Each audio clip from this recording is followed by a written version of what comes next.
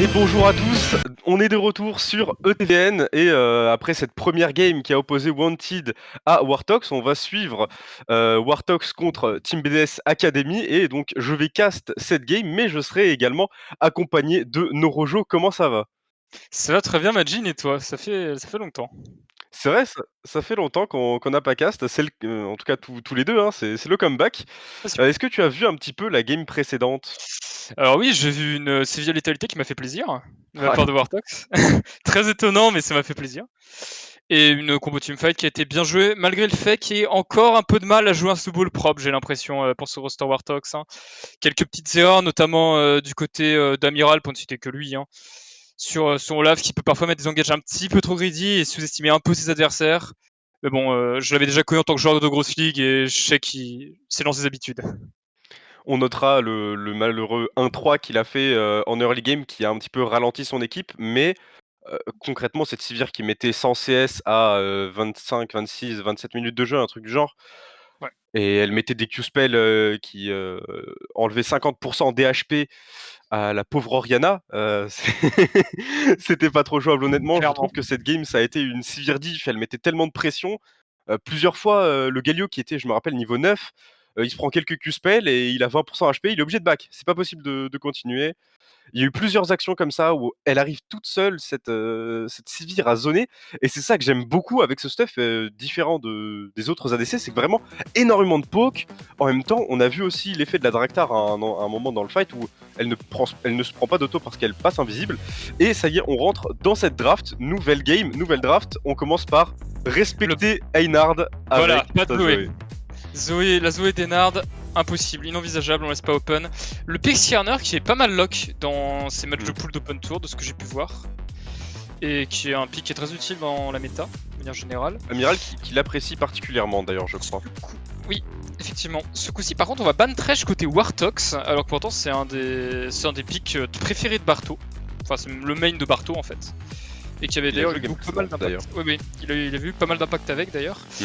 Et le ban Yone pour respecter cette fois-ci Vigile, du coup, qui a eu un impact plus que non négligeable avec ce Yone et la game d'avant sur la teamfight, notamment avec le Kalen de Genesis, hein. Ouais. C'est vraiment avec ça qu'ils ont aussi explosé la compo des Wanted, hein, tout simplement. On se rappelle le dernier fight notamment avec ou l'avant-dernier, quelque chose du genre, avec le Kennen qui arrive à flash in après que Vigil ait mis un Q-spell chargé donc avec la tornade sur 3 personnes, et on a fini par bannir du coup Karma plus Rel et Réel on broken. valide. euh, Bon, là c'est de la Camille, c'est du classique. Ok, du côté Wartox, on repart sur à peu près la même idée que tout à l'heure avec un split pusher qui est strong. Encore une fois, un Olaf. On a aussi le Victor en mid lane qui est un pick qui est assez commun.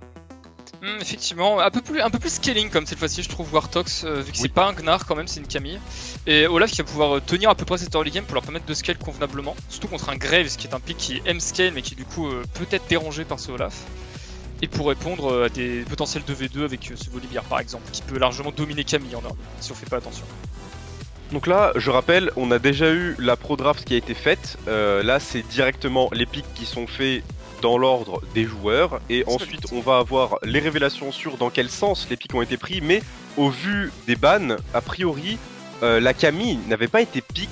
Ou alors, attends, non, le 7 Galio, donc c'était probablement 7 Galio pour la bot lane. Je pense que la Camille a été pick et que ensuite on a eu des bans topside pour empêcher un petit peu le counter. Et en vrai, moi je suis très étonné quand même d'une chose, c'est cette Cassiopeia qui a dû être last pick, je pense. Parce que Cassiopeia, ça ne se blind pick pas, c'est très compliqué à sortir. C'est compliqué à sortir, après contre Victor ça peut le faire je pense, vu que ça a quand même pas mal de mobilité et que Victor a beaucoup de mal contre ce genre de champion. On va Match-up est repick la tricky. Sivir, d'ailleurs, côté Wartox. On aime énormément ce pick, j'ai l'impression. Après, ce coup-ci, attention, on est quand même. On a un Braum, certes, mais on est quand même contre une Xayah Alistar. C'est, je trouve, quand même autrement plus agressif que la Caitlyn qui avait été lock contre eux par Wanted. À mon sens, d'ailleurs, c'est ce qui avait manqué à cette botlane. Cette botlane Wanted en fait dans ce match, c'était que la botlane Wartox elle est extrêmement solide et que tu dois arriver à les perturber avec de bonnes engages et c'est pas ce qui a été fait malheureusement. Surtout quand Amiral appuie aussi bien sa botlane en fait. C'est ça, c'est vrai qu'il avait été très présent. Et moi, ce que j'aimerais voir là, tu vois, dans cette game, c'est. D'ailleurs, pour revenir un petit peu au pick, on a un Volibear top. C'est un pick qu'on ne voit plus tant que ça, hormis en counter face à Camille, justement, et aussi à Renekton. Donc c'est vraiment quelque chose de très intéressant. Moi j'aime beaucoup voir ce pic. Je trouve qu'il permet énormément de choses. Il permet d'accélérer en mid-game. C'est très impressionnant. J'aime C'est beaucoup sûr. ça. Et C'est sûr. Et c'est pense parce que que là- les dives en plus. oui, c'est bien ça. C'est bien ça. Ça permet d'accélérer grâce à l'ultime qui va désactiver les tours. On pense à des dives qui sont extrêmement faciles du coup grâce à ça. Bah, il y a plusieurs Moi, stars, ce que j'aimerais voir dans cette game un petit peu, c'est ce Victor. Voir s'il va réussir à récupérer un petit peu d'aide et si Einar ne va pas trop overextend avec sa Cassiopeia. C'est quand même un pic qui demande énormément d'attention. Il va falloir que Bradley joue autour parce que sinon on risque d'en avoir, d'avoir quand même plutôt du mal du côté de BDS à faire fonctionner cette Cassiopeia si on n'a pas Bradley autour. Alors qu'en face, je pense que Amiral, même au niveau 6 ou quoi, il a juste à courir sur Reinhard et c'est fini. Cassio pourra pas s'en sortir. C'est ça. Ah, Oui. on me dit qu'il y a l'ordre des pics de disponible. Oui, j'écoute. Mhm.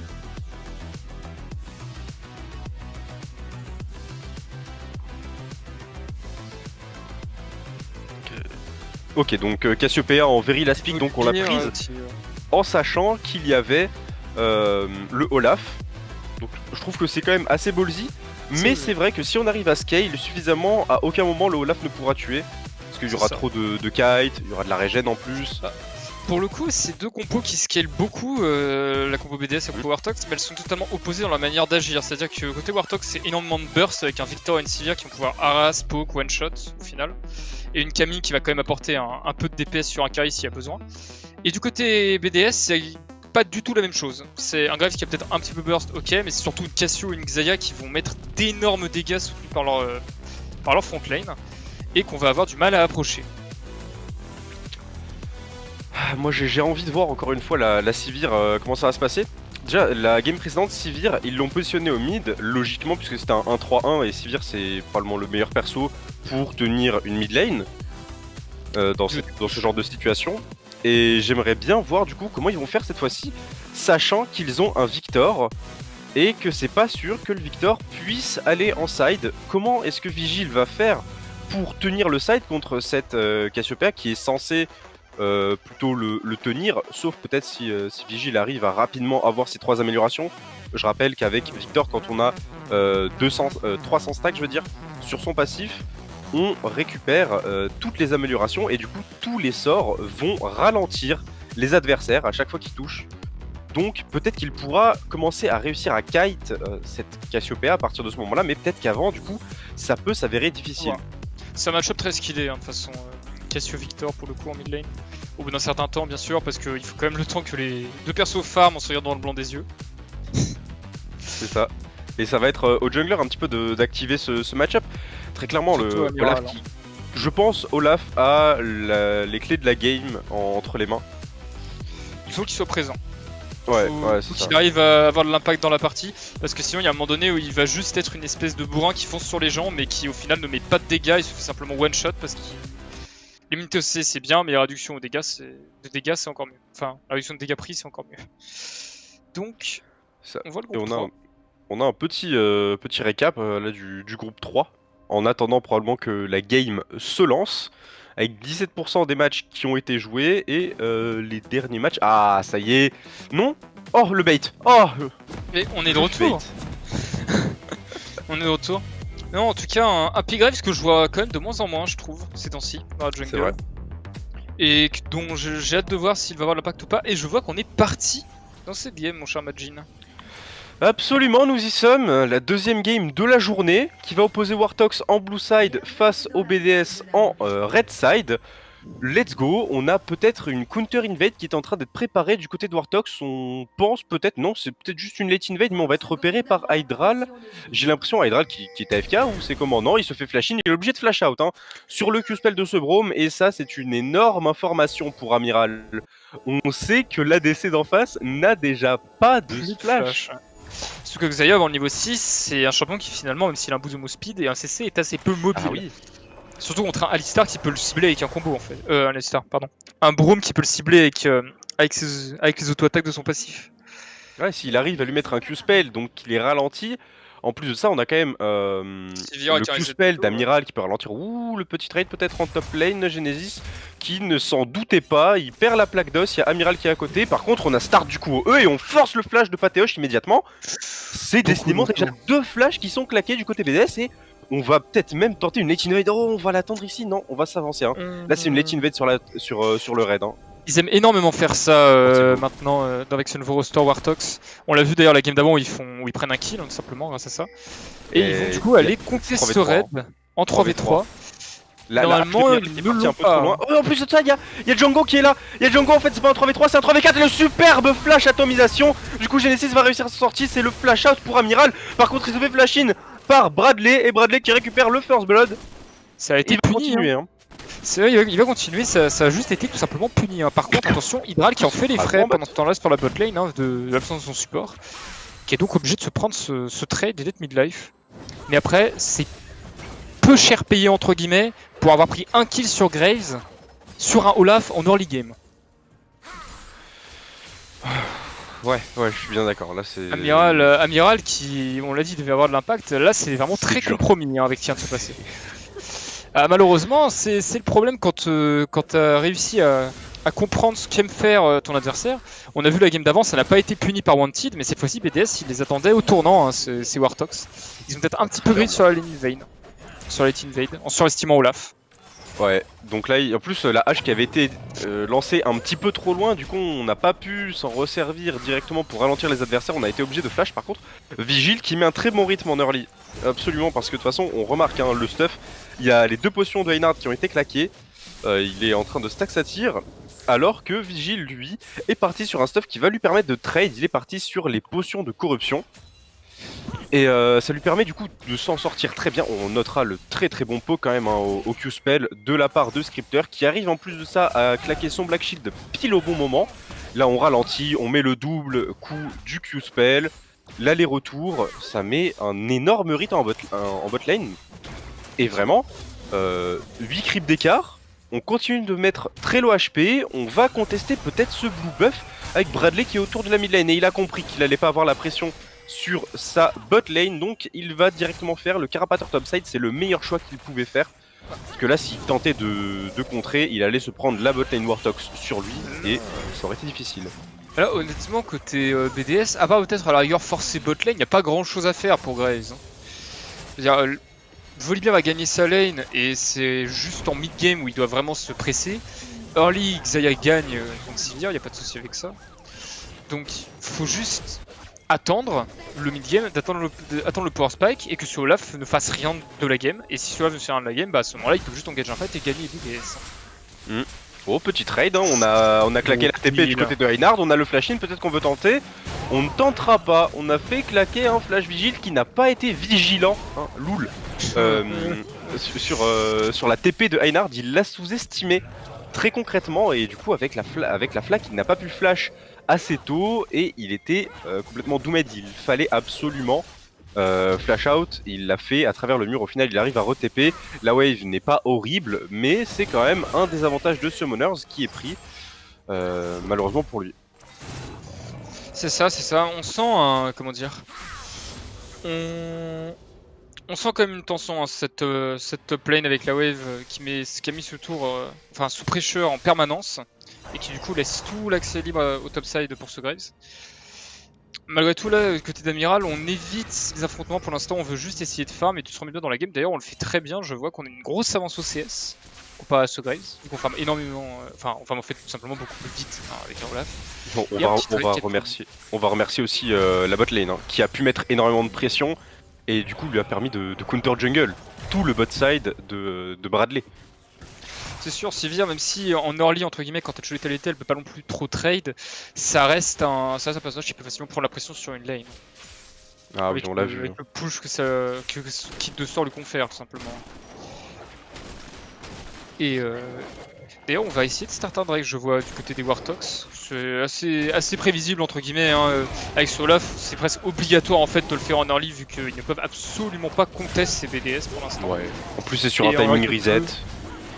Et d'ailleurs attention au reset, hein. Il y avait Alistar qui était dans le bush topside de la mid lane ça aurait été un petit peu difficile peut-être pour Vigil s'il était resté, sachant qu'il n'a pas de flash et qu'en face il y avait quand même Django qui avait du coup son flash.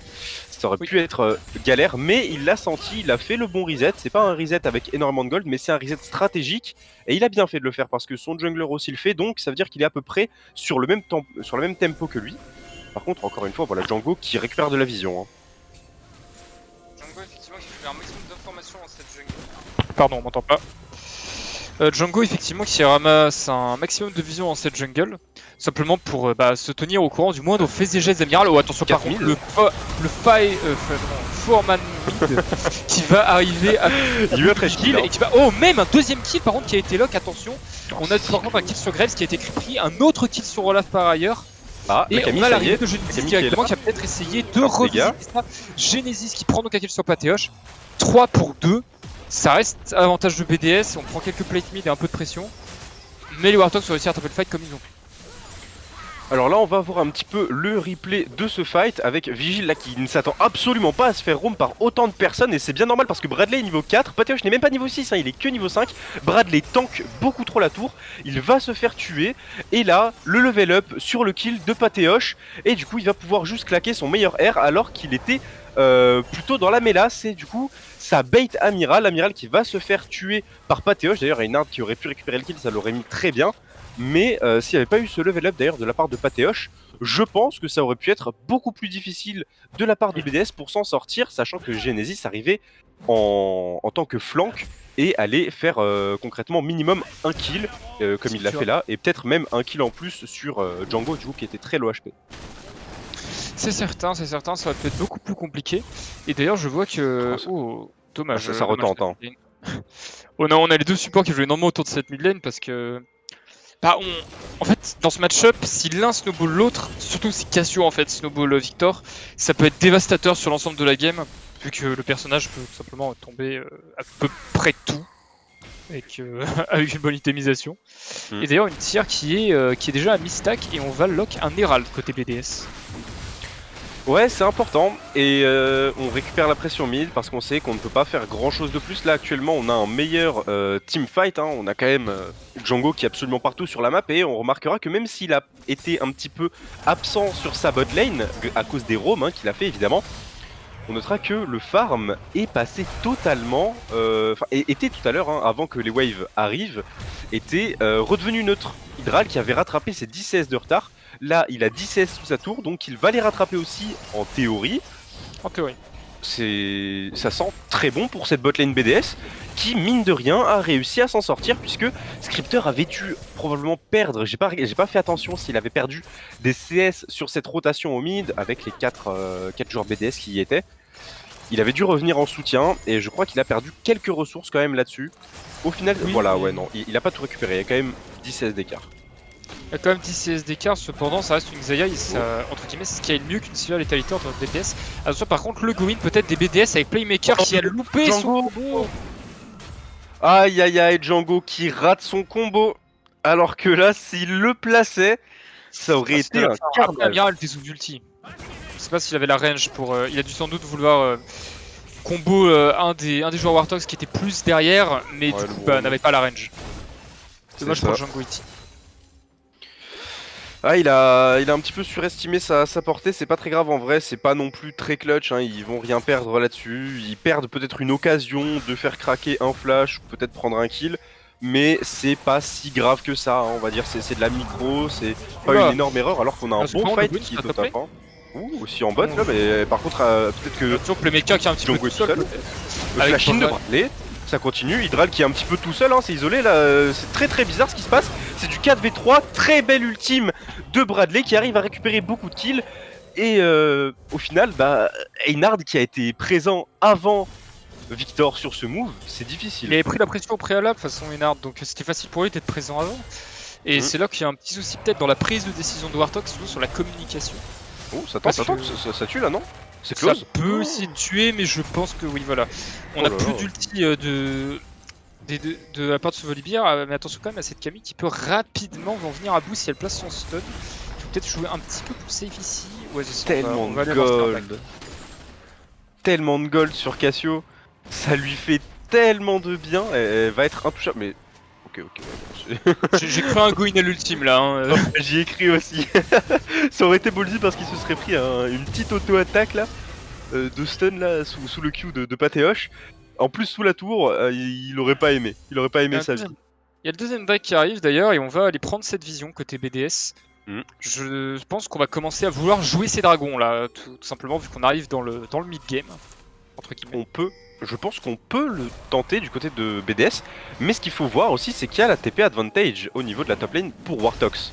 Donc peut-être qu'on va tenter quelque chose. Elle a back, elle peut TP, elle a une ward en flanking. Et au final, ça va être laissé, j'ai l'impression. On ne va pas le contester plus que ça. Le timing back, ouais. Ce timing back, après, je sais pas si de la part de Wartox c'était peut-être judicieux de le laisser. Je veux dire, on a quand même cette Sivir qui est pas mal dans sa game. Ce Victor, c'est pareil. Peut-être que la Cassio est trop importante actuellement. Elle est quand même en 2-0-4, elle est à 2 doigts d'avoir son Liandry, elle va probablement partir juste après sur un Cosmic Drive. Donc la volonté cosmique, ça peut être extrêmement difficile de la faire tomber, surtout qu'elle va avoir tellement d'ability. Enfin, elle va spammer ses E, elle va spammer ses Q, ça va être très dur de la tenir, surtout qu'en plus de ça, elle joue conquérant, et là on fait un bait, il y a Amiral qui est dans le bush, on essaye totalement de bait, et ça y est, maintenant qu'ils sont un peu trop deep, on force l'ultime ainsi que le flash out du côté de Django, mais encore une fois, Einhard est là, il est partout. Il disengage le move, encore une fois, juste en se montrant. Il est présent absolument partout sur cette map, ce joueur, c'est pour ça d'ailleurs qu'il est aussi sur le top de sa Zoé, hein. Simplement. C'est vrai. C'est son playstyle qui est d'être présent absolument partout sur la map si jamais tu lui donnes l'occasion de prendre l'avantage sur sa lane, et là c'est un avantage qu'il possède dans ce match-up. Donc je pense que le pick Cassio a bien été setup ici en fait, finalement, dans la draft des BDS. Ça va être de plus en plus difficile, j'ai l'impression, pour Wartox. Hein. Pour moi, ils se font un petit peu outscale. Alors c'est vrai que quand même... Il y a Camille quand même, mais... Non, il y a Camille quand même, il y a cette Sivir qui peut pop comme tu dis, il y a ce Victor qui a un burst non négligeable à la fin. Mais effectivement, je suis d'accord que leur DPS... Enfin, en fait, il faut qu'ils fassent du in and out. Qu'ils fassent un burst par un burst. Alors que du côté BDS, on met une seule engage, bien positionnée. C'est un peu dur avec Alistar de combo les bonnes personnes. Mais... Enfin, dans cette compo en tout cas de Wartox. Mais si jamais on cale une bonne engage, en fait, il y a juste moyen de DPS complètement la front lane comme la back lane et de démolir la composition des Wartox. On rate un petit peu le combo de la part de Genesis. D'ailleurs, Genesis tout à l'heure qui a failli rater son E en arrière, et s'il avait raté le hookshot, il aurait été vraiment dans la mélasse. Au final, bon, ça arrive à toucher grâce à une bonne hitbox.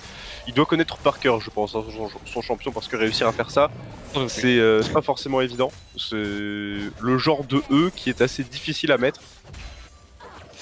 Effectivement, c'est... Au moins, on sait qu'il y a du niveau mécanique de toute façon dans cet open tour, hein, c'est quand même des... Ce sont quand même pas des... Oh, attention, par contre, le dive, on en parlait tout à l'heure, avec Yetedi par le Tikami, malheureusement c'est pas suffisant, j'ai l'impression, le shield ne peut pas suffire à tempo. Oui, le R de Bradley directement pour la terminer. Par contre, attention, de l'autre côté de la map, on a une engage de la part de Django sur cette Sivir qui va commencer à kite doucement. Est-ce qu'on peut essayer de turn? Par contre, attention, le DPS de Xayah, il est quand même conséquent ici, on va essayer d'ulti. Est-ce qu'on va y arriver? Amiral qui est dans le back, il va falloir désengager à côté BDS, attention.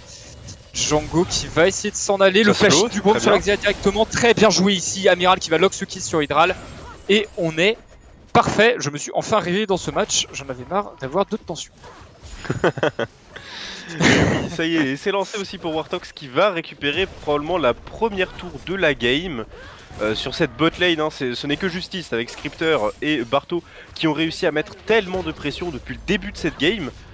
Ça paye enfin, malheureusement pas de kill sur Scripter, c'est Amiral qui l'a récupéré, on a perdu pas mal de choses, peut-être un petit trade qui est tenté au mid et on voit déjà les dégâts de Einhard. Hein. La volonté cosmique hein, qui a été complétée dans cette Cassiopeia, elle peut vraiment all-in comme elle en a envie à présent dans ce match-up. Hein. Il faut faire attention du côté de Victor, qui n'a même pas encore complété son mythique. Oui, il y a un retard. Elle non plus, mais ça reste un avantage non négligeable, surtout sur un personnage comme Cassio qui profite extrêmement bien de la move speed. Oh, attention par contre. Ouais, ça retente encore des trucs hein, au mid. Là, il faut punir concrètement le personnage qui va être le plus difficile à tenir, à mon avis. Ça peut être ce Victor, ou en tout cas, là, c'est une cible facile pour eux. Pour BDS, c'est une cible quand même assez facile. On lui fait craquer le flash, on peut redive après. C'est vraiment faisable de le faire tomber. Actuellement, c'est sûr que ça doit être Victor ou Sivir, mais en late game, à mon avis, ce sera Camille qui leur posera peut-être le plus de problèmes parce qu'ils ont absolument rien à lui envoyer en contestation, je pense, au split. Même Graves. Tu penses pas que Einhard avec sa Cassio pourrait faire quelque chose? Il pourrait tenir, par contre, vraiment la contest, ça je sais pas en fait. Je pense que si son ultime touche, il arrive 100% à la DPS. Hein.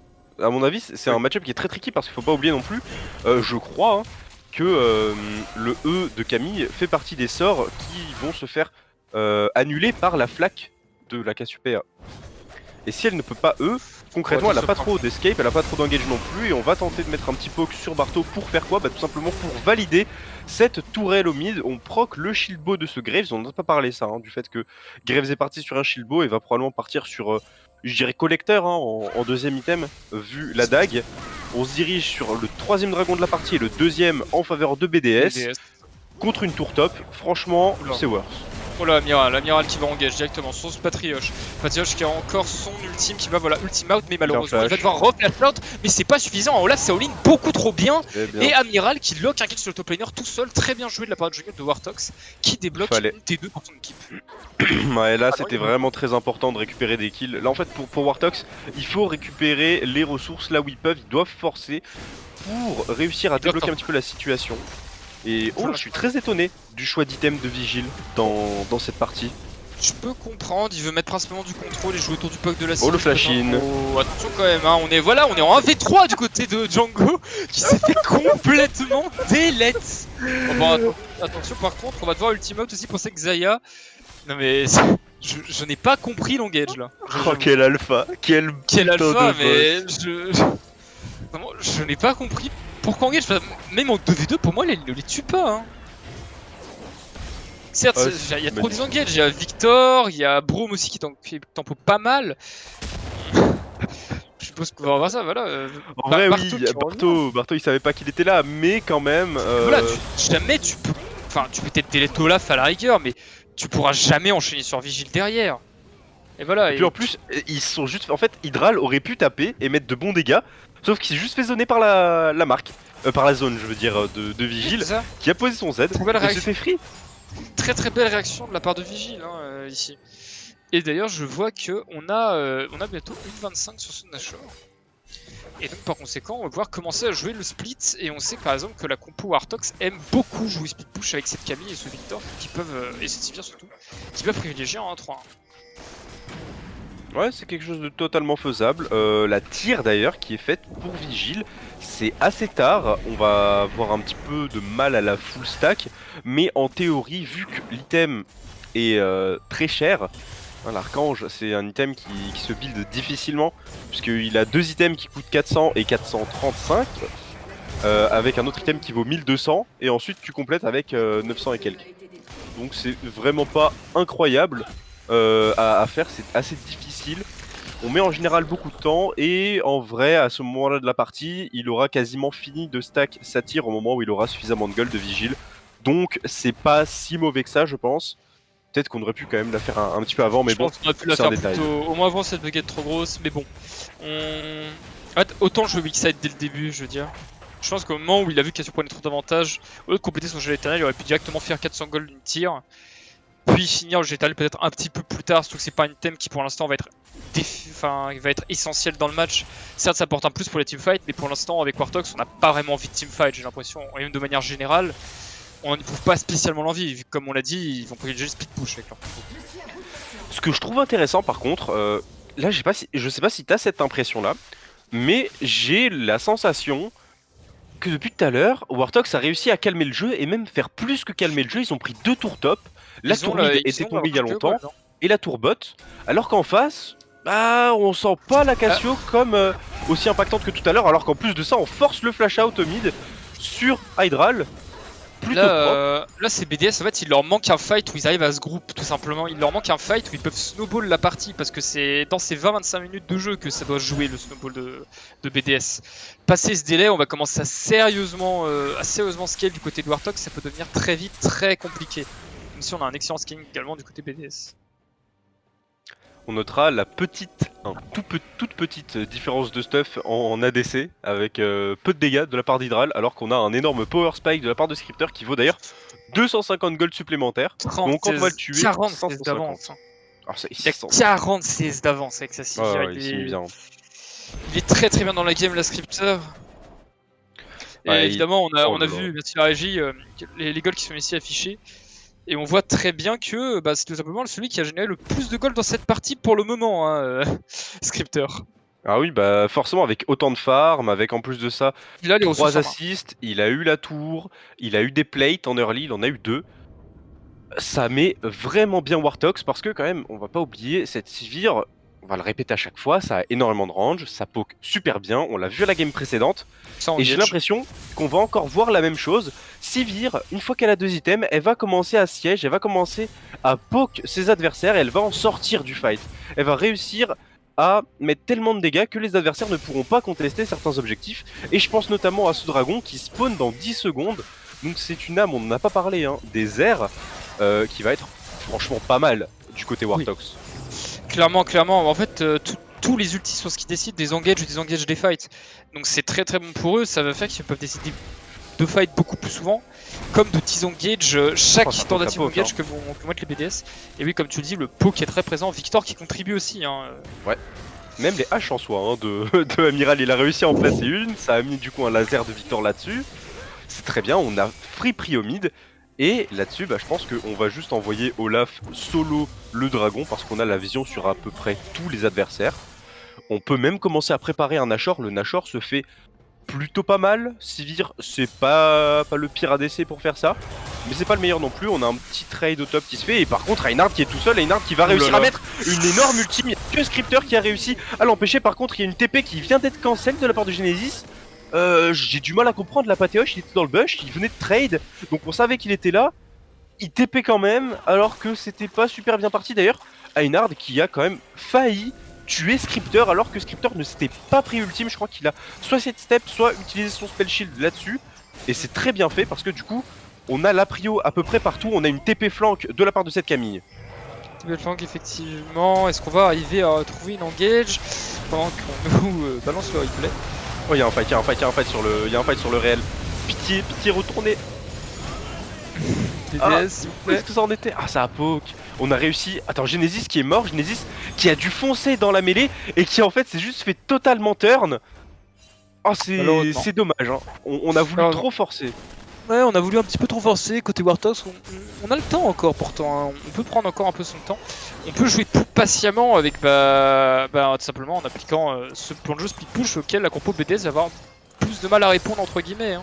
Concrètement, en termes de solo laner safe, qui peuvent en tout cas tenir ce Victor et cette Camille, on peut juste envoyer concrètement Cassio ou Xayah pour des pushs tout en restant à peu près safe. Et encore Xayah, si jamais. Là, elle a plus de summoners. S'il y a quelqu'un à côté, enfin, même je pense que Vigil en vrai l'a 1v1. Je pense que Hydral actuellement se fait 1v1 par tout le monde. Certes, il vient de compléter à l'instant sa Gale Force, mais je pense que tous les side laners actuellement sont super bien. On a quand même 2 items sur Genesis, qui est très bien dans sa partie. Il a pas énormément de farm, il est en 1-2-0, mais il a eu les plates, il a eu les golds des tours, et franchement, ça met plutôt bien. Et on a le replay. On a donc le replay de l'action, c'est donc Je crois que c'est le... Ah, ok. D'accord, c'est le fight top lane là. On va voir, est-ce que c'est le spell shield qui a bloqué ou est-ce que c'est un sidestep? Non, c'est le spell shield hein, qui a réussi à l'avoir. Et Reinhardt, tellement de dégâts. Hein. Reinhardt qui a mis énormément de dégâts et on voit c'est le TP malencontreux de Patéoche. Et on va commencer à prendre doucement la vision autour du nage. Côté BDS, c'est vrai que ce serait un outil qui soit non négligeable et on va l'enchaîner directement grâce au DPS de la Cassio et de la Xayah qui à ce moment là de la partie énorme. Est-ce qu'on va par contre arriver à le bloquer suffisamment avant l'arrivée des 5 joueurs Wartox? Il n'y a pas de TP Genesis, c'est du 4v5, hein, c'est du 4v5, c'est très difficile. Par contre il y a Vigil qui est dans la mêlée, Vigil qui a réussi à mettre de bons dégâts sur Hydral. Est-ce que Hydral va tomber? Oui, il se fait ramasser, mais on a au moins sécurisé ce Baron Nashor du côté de BDS, c'est une très bonne chose. Est-ce qu'on va réussir à cancel? Oui. Oh non, c'était Cyclone. On n'a pas réussi dans le seul pixel du push. Oh, c'est si dommage. Dommage ici pour Scripter, mais du coup BDS s'en va avec 4 Nashor, c'est worse hein. Alors là on va revoir un petit peu Ah ouais, c'est le gank là, c'est... Voilà, il arrive, Genesis, et puis en fait il se fait juste perma CC, il crève, et c'est juste turbosade, parce qu'on ne peut rien faire par-dessus, on est obligé de claquer beaucoup d'ultimes. Bon certes, il y a le flash et l'ultime de Django qui sont dépensés, mais là-dessus, on a vu, hein, le pouvoir de Cassio sur les barons Nashor, Et non négligeable. c'est véritablement insane. Hein. Ah, c'est insane, surtout quand on est aussi bien dans la game et en plus avec une Xayah et un Graves qui ont tous deux un DPS qui peut mettre le ça catch super Einhard. On va catch Einhard directement, le stun. Excellent ici de la part de Genesis. Très très bonne communication Warthog ce coup-ci. On a pris un superbe catch, par contre malheureusement on peut pas en faire grand chose, hein. On a simplement pris des golds. Moi je pense que là ils pourraient peut-être un petit peu plus forcer, non? Ils veulent défendre la tour bot. Contre Xayah, alors que ta lane elle est push et que t'as volé bien en split, tu sais pas où il est, je suis pas certain. C'est pas faux, c'est pas faux. Je suis pas certain, par contre, bientôt le Dominique sur Sivir. Donc bientôt Grey, enfin pardon, pas le Dominique. C'est la série de... La Serilda. Serilda, voilà. Serilda qui est récupéré, donc c'est pour ralentir, hein, si je ne m'abuse, sur tous les spells. Et là on revoit un petit peu le catch. Donc d'abord on slow avec le Q-spell de ce Braum, et ensuite c'est juste Scripter qui va réussir à tuer grâce au stun de Genesis. C'était injouable de la part d'Einhard, il se fait courir dessus. Il peut juste rien faire. Il peut juste rien faire, et... Pour Cassio. Comme tu dis, hein, 3 items et dont un archange qui va commencer à faire très très mal du coup. D'ailleurs quand on en parle, l'archange de Victor qui n'est toujours pas stacké par contre de son côté. Il va falloir entendre encore un petit peu, et on voit aussi que Pathéoche commence à avoir beaucoup plus de mal contre cette Camille. Attention, on va tester le longage par contre. On a esquivé les dégâts sous air, mais c'est vraiment trop bien. Pathéoche qui va tenter Dolin, mais c'est pas possible, c'est Camille. Broken Champ. Oh là là là là là, l'aller-retour de ce Q-spell de Sivir. Mais on rappelle que c'est un Graves. Mais le cooldown c'est combien? En plus je crois que le cooldown du Q-spell de Sivir avec ce stuff là, ça doit être quelque chose genre 3-4 secondes. Ouais, c'est pas plus, hein. Bienvenue en Urf. Oh là là, c'est... Ah oui, c'est exactement ça, hein. C'est 3-4 secondes, c'est pas plus, pas moins. Ça va être insane, hein. Là voilà, ça va continuer, on va poke, on va zoner en permanence, du coup on va s'en servir pour prendre de la vision, pour essayer de prendre des tours. Et en fait, le seul moyen de gagner pour BDS, c'est vraiment d'essayer d'all-in, hein, tout simplement. Si on arrive à all-in, je pense qu'on peut vraiment faire la différence. On peut plus all-in, on a plus d'ultime sur Alistar. Il va se faire des pops, hein. Si Alistar court dans la mêlée, il va se faire des pops. En plus de ça, on a Pathéoche qui est très low HP, Pathéoche qui s'est fait slow, Scripter qui va mettre un énorme mid à Einhard. Et c'est sur quoi? Comme j'avais dit, c'est sur un timing objectif, c'est sur un timing dragon. On a mis tout le monde low HP, c'est plus contestable. Merci Sivir. Sivir qui est avec ce nouveau stuff qui est tout simplement optimal pour jouer. Ça me rappelle un petit peu ces Varus létalité qu'on avait beaucoup eu à une période, même si c'est dans moindre mesure vu que ça avait quand même beaucoup plus de range et un CC en plus. Mais reste que c'est un stuff qui est tout à fait viable dans la compo Warthog, si on le voit ici. Le Genesis qui se fait ralentir, il a pas de flash, il vient d'utiliser son E, est-ce qu'il va se faire protéger? Non, c'est pas arrivé à temps de la part de Barto, le shield qui n'a pas pu bloquer malheureusement les dégâts collatéraux de Bradley. Très incisif, hein, dans cette game, déjà 5-1 quand même, il est en tout cas très fort sur son Grace pour l'instant. Il faut juste faire attention du côté de Warthog parce que justement, à contrario, Amiral s'affaiblit de plus en plus avec le temps, et là par exemple on sent ces temps-ci qu'il a, ces derniers fights, qu'il a un peu plus de mal à se faire une place. Bon, on l'a vu d'ailleurs, là il avait failli package tout à l'heure. Il n'y a plus de flash sur Alistar. On vient de s'en servir pour essayer de tenter un play extrêmement agressif avec le Z puis le flash pour faire l'atomisation ensuite du côté de ce Alistar, et Django malheureusement qui n'a pas réussi à connect sur Scripter qui s'en doutait, j'ai l'impression, puisqu'il a utilisé son ultimate pour s'enfuir. Ça s'est très bien fait, ça n'a pas surpris, hein. Scripter qui avait l'air, encore une fois, de s'y attendre. Scripter qui a plus de 17 minutes actuellement, c'est vraiment insane. 3 ans de creep. Il a farmé 2 lanes, hein, tout simplement. Il a farmé 2 lanes, et je vois que la tier va bientôt être, enfin l'archange va bientôt être complété pour ce Victor, ainsi qu'un Rabadon par la suite. Dès qu'il aura ça, je pense que Warthog peut commencer à fight. Et vraiment, commencer leur Magic 1-3-1. Et démolir chaque lane de BDS. Et il peut même partir, là on le voit, hein, sur un Rabadon en 3ème item, puisqu'on rappelle que le mythique donne de l'AP brute directement, et Pathéoche qui est un petit peu boldy, qui tente un petit flash, un petit trade, mais on a double TP qui est positionné. Pateosh qui va quand même tomber sous les coups d'Amiral. Attention quand même à cette backline, hein, mais on n'arrive pas à arriver au corps à corps du côté de BDS. On se fait full kite et Bradley qui va tomber sous les coups de Vigil. Vigil qui continue de chase, hein. Il est speed up par l'ultimate de cette Sivir. En plus de ça, il ralentit tout le monde avec son passif. On a le go-in qui est un petit peu raté. Par contre, Reinhardt qui se reprend encore des slows. Il y a une plante explosive. Est-ce qu'on va réussir du côté de Amiral? On va retoucher encore une fois une hache. Est-ce qu'on va réussir à terminer le kill? Le flash-in de la part de Vigil. Vigil qui arrive à mettre quelques dégâts, mais c'est pas suffisant. Et Reinhardt avec son poison va réussir à compléter le kill sur Amiral. Vigil qui a fait un travail monstrueux de zoning sur Reinhardt dans ce fight à travers le mur. Reinhardt n'a pas pu DPS du fight tout simplement. Et du coup ça leur permet de prendre d'en prendre un qui est très avantageux pour eux. À 2 minutes 25 de cette âme potentielle pour Wartox. Et ouais, on va revoir l'action hein, directement. Avec cette prise de visio autour du deck et ce catch sur Pateosh qui finalement en fait temporise encore beaucoup pour son équipe grâce au Sterak notamment et malgré le Maolo flash out où il meurt quand même d'un Ignite et du flash in de la part d'Amiral. Et là on va voir Reinhardt sur le côté qui se fait complètement zoner par Vigil absolument tout le fight, qui veut pas mettre un pet de dégâts et du coup bah, on arrive quand même à dérouler du côté de Wartox. Même si Reinhardt arrive tout de même à faire quelque chose du fight, on voit ici déjà il neutralise la première engage de Camille, voilà ici avec la flaque. Ouais, et on va s'en aller et en plus de ça on lock même un kill sur Amiral. Toujours aussi bon micro. Hein. Oh là là, Reinhardt qui a pris encore une fois un toujours de la bon micro, mais là il faudrait script. Mais c'est abusé. Il faudrait script, what the fuck. 2 Q-spells ont suffi à le tuer ce mid laner. Non mais c'est insane. C'est complètement... Enfin, c'est broken actuellement. Enfin, après, il est fit dans cette game. Hein. Il est fit dans cette game, Scripter. Mais tout de même, 2 Q-spells. On parle d'appuyer 2 fois sur une touche avec 3-4 secondes de CD. Ouais, non, c'est vraiment abusé. Et ce qui fonctionne si bien, c'est qu'elle a tellement de range. Et Cassio, c'est un perso qui manque de range. Donc forcément, on se prend des Q-spells, on ne peut pas les éviter. Et on est dans la sauce. Concrètement, on est dans la sauce. Et là, Wartox qui arrive encore une fois avec ce Baron Nashor et ce Dragon Lame, d'ailleurs des nuages qui va arriver dans 1 minute. Ils prennent une grosse marge pour gagner cette game, hein, et une très belle... On va revoir un premier Q-spell qui touche. Et derrière, juste, bah, il est un peu trop isolé du coup. Deuxième Q-spell, plus le Cibron, c'est terminé. Bruh. Et là, il n'y a plus rien à faire parce qu'on a plus de carry qui peut taper en fait. On peut plus aller chercher cette Sivir non plus parce qu'il y a Braum qui va se mettre devant. Ça va être très compliqué de fight à part de un peu en prenant des catchs à côté BDS. Et d'ailleurs on leur comprend qu'il s'est soutenu. Ouais, Pateosh est full slow, hein, il peut pas s'en sortir. Pateosh qui se fait traîner sur la ligne, qui est obligé de flash out et d'ultime out. Et grâce au buff Nashor, bah, on va mettre de la pression suffisamment pour lock cette âme des... Il y a une TP bot. Et cette âme désert, ça va fight, hein. Ça va fight. Oh la machine directement par contre. Avec par contre Genesis, attention, qui va se faire zoner un petit peu sur le côté.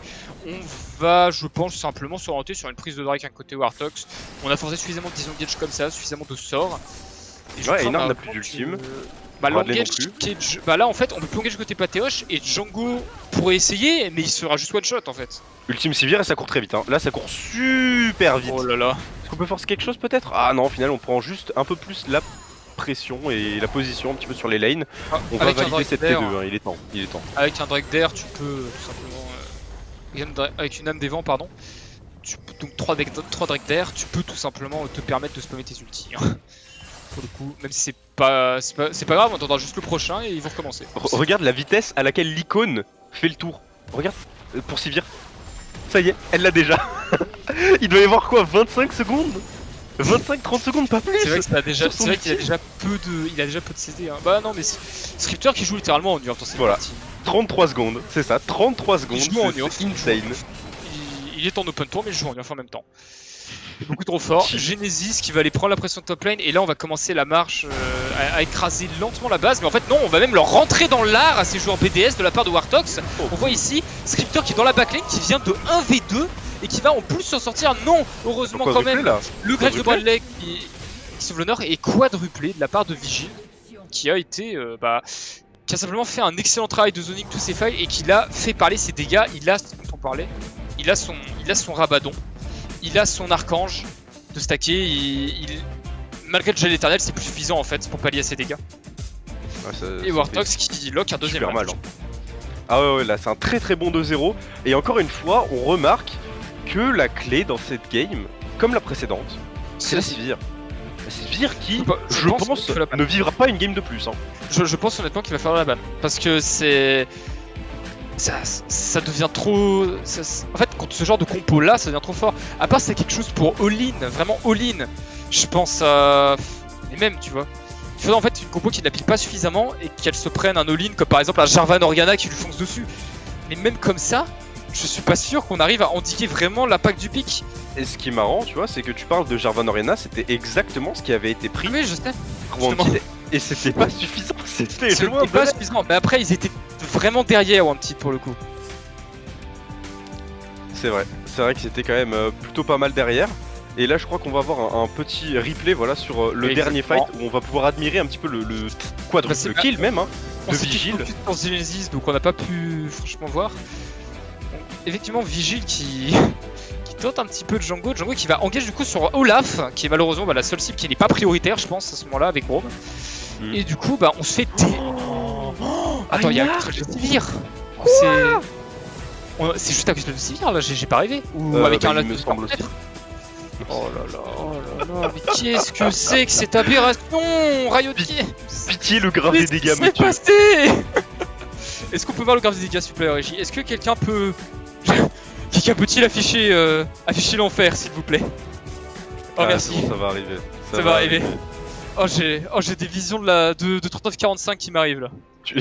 Tu paries sur combien? Moi je vais dire, au vu de la game, 40k dégâts de la part de 40k.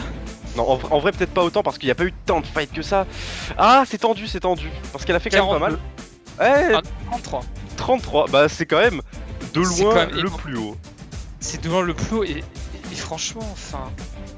33 000 quand tu vois en comparaison le DPS de Ennard qui était pourtant le main DPS d'en face, je veux dire, et qui était pas, il a pas fait une mauvaise game, hein, du tout. C'est juste que les deux précédents fights, il a pas pu les jouer. Il s'est pris 2 Q-spells de Sivir, il a pas pu DPS. Il peut pas les jouer, hein. C'est le problème. Il peut pas les non plus. Il a pas assez de range. Il a rien pu faire. Là, à part en jouant un Vel'Koz ou un Xerath, quelle option t'as en fait contre ce pick? À part pendant quelque chose qui l'outrange, et même si tu l'outrange, il a toujours son ulti pour te foncer dessus. Ouais. Parce que vu que tu outrange, tu joues forcément un match sans mobilité ou un essai sans mobilité comme Varus, et par conséquent bah tu te fais juste all-in par quelque chose qui te court dessus, et ce Olaf et cette Camille répondent parfaitement à ces critères. On a Victor qui peut zoner énormément avec ce pick Sivir en fait, la préserver avec ses nombreux outils. Ce Braum qui a un pick qui synergise très bien avec. Ce qu'il y a de bien c'est que le pick Sivir ici s'adapte à tous les supports, parce qu'un support pile comme un support engage peut lui permettre de s'exprimer vu qu'il joue poke. Et il synergise avec pas mal de pick mid lane, je pense notamment à des Seraphim ou Karmamid qui sortent beaucoup en ce moment. Et derrière tu prends juste un petit peu plus de dégâts sur une autre lane comme la top lane voire la jungle. Et ça donne pour Wartox qui est rapidement inarrêtable dès qu'on arrive à 3 items pour Sivir en fait. Ouais, et du coup peut-être que la clé des prochaines games, si jamais Sivir est open, ça va être de la shutdown en lane et de ne pas la laisser arriver aussi vite qu'elle ne l'est arrivée cette game ainsi que la game précédente à son power spike 2 items. Et là peut-être qu'on aurait la solution pour la tenir, ou peut-être même qu'on va voir une composition qui est très bien adaptée à elle. Dans tous les cas, on va s'arrêter là, en tout cas pour cette game. On se retrouve d'ici 5 à 10 minutes, il me semble, pour la suivante. Et à la prochaine. À la prochaine.